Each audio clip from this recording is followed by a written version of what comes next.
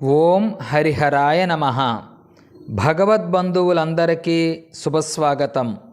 స్కాంద పురాణాంతర్గత వశిష్ఠ ప్రోక్త కార్తీక మహాత్మ్యం అందలి షష్ఠోధ్యాయ. కార్తీక పురాణం 6వ రోజు పారాయణం. ఈ అధ్యాయంలో లుబ్ధ వితంతువు స్వర్గానికి వెళ్ళడం గురించి తెలుసుకుందాం. వశిష్ఠుల వారు జనక మహారాజుతో ఈ విధంగా చెబుతున్నారు.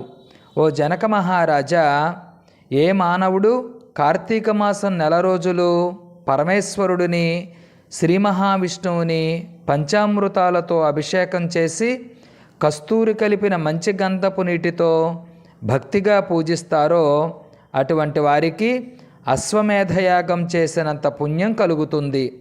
ఏ మానవుడు కార్తీక మాసమంతా దేవాలయంలో దీపారాధన చేస్తారో అటువంటి వారికి మోక్షం ప్రాప్తిస్తుంది. దీపదానం చేయడం ఎలాగో వివరిస్తాను. పైడిపత్తి తానే స్వయంగా తీసి శుభ్రపరిచి ఒత్తులు చేసుకోవాలి. వరిపిండితో కానీ గోధుమ పిండితో కానీ ప్రమిద ఆకారాన్ని చేసి ఒత్తి వేసి ఆవు నెయ్యి పోసి దీపం వెలిగించాలి.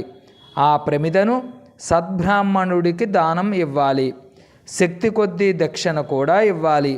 ఈ విధంగా కార్తీక మాసం అంతా దీపదానం చేసి చివరి రోజున వెండి ప్రమిదలో బంగారపు ఒత్తి వేసి ఆవు నెయ్యి నిండిగా పోసి ప్రతిరోజు చేసినట్లు గోధుమ పిండితో ప్రమిదను చేసి ఆవు నెయ్యి పోసి దీపం వెలిగించి నెల రోజులు దానం చేసిన బ్రాహ్మణుడికే ఇది కూడా దానం ఇవ్వాలి. ఈ విధంగా చేస్తే సకలైశ్వర్యాలు కలుగుటయే కాక మోక్షం ప్రాప్తిస్తుంది. దీపదానం చేసేవారు ఈ విధంగా పఠించాలి.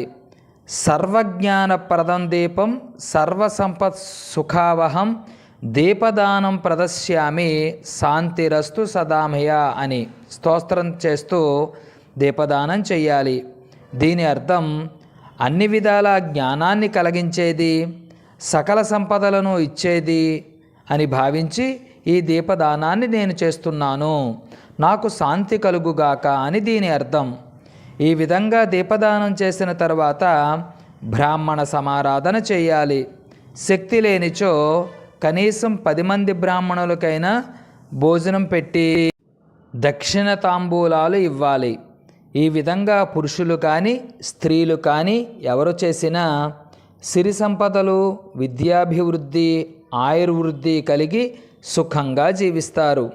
దీనిని గురించి ఒక ఇతిహాసం ఉంది, వివరంగా చెబుతాను, సావధానుడవై విను అని వశిష్ఠ మహర్షి జనక చక్రవర్తికి ఈ విధంగా చెబుతున్నారు. పూర్వకాలం ద్రావిడ దేశంలో ఒక గ్రామంలో ఒక స్త్రీ ఉండేది. ఆమెకు వివాహమైన కొద్ది కాలానికే భర్త మరణించాడు. సంతానం కానీ బంధువులు కానీ లేరు.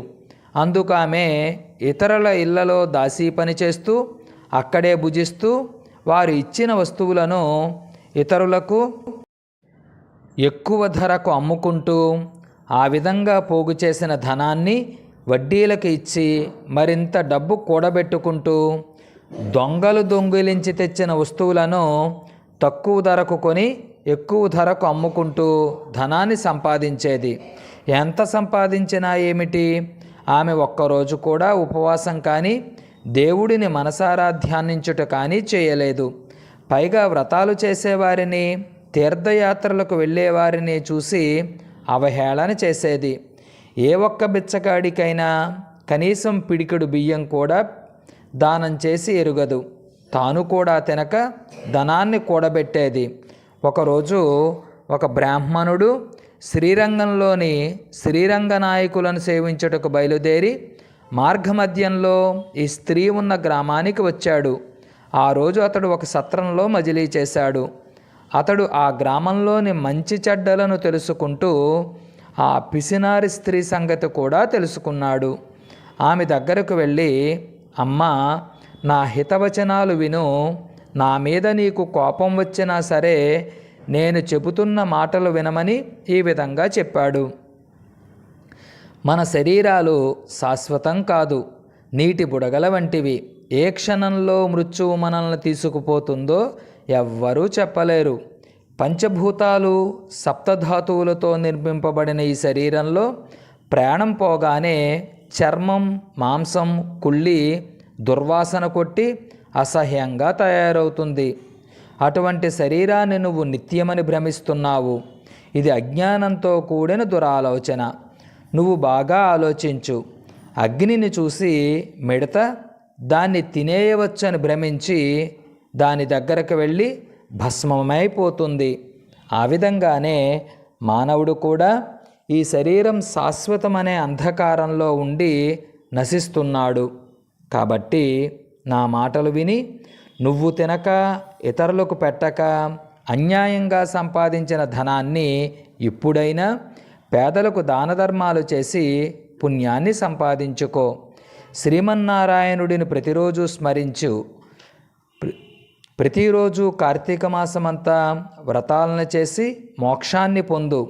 నీ పాప పరిహారార్థంగా ఈ కార్తీక మాసమంతా ప్రాతకాలంలో నదీ స్నానం చేసి దాన ధర్మాలు చేసి బ్రాహ్మణ భోజనం పెట్టినచో వచ్చే జన్మలో నీవు పుణ్యవతివై ముత్తైదువై సకల భోగభాగ్యాలు పొందుతావు అని హితబోధ చేశాడు.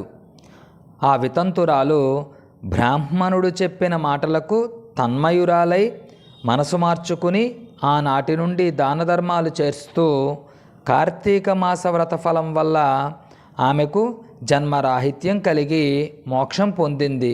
కాబట్టి కార్తీక వ్రతం ఎంతో మహాత్యం గలది అని వశిష్ఠుల వారు జనక మహారాజుకు వివరించారు. స్కాంద పురాణాంతర్గత వశిష్ఠ ప్రోక్త కార్తీక మహాత్యం అందలి షోడశోధ్యాయ. కార్తీక పురాణం 6వ రోజు పారాయణం. శివాయ విష్ణురూపాయ శివరూపాయ విష్ణవే శివస్య హృదయం విష్ణు విష్ణోస్య హృదయం శివ. స్వరార్చన డాక్టర్ SRS కొల్లూరి. ఈ యూట్యూబ్ ఛానల్ షేర్ చేసి సబ్స్క్రైబ్ చేయండి. తదుపరి ఆధ్యాత్మిక పరిమళాలు గల వీడియోలు మీకు నోటిఫికేషన్గా వస్తాయి. హరిహరార్పణమస్తు. స్వస్తి.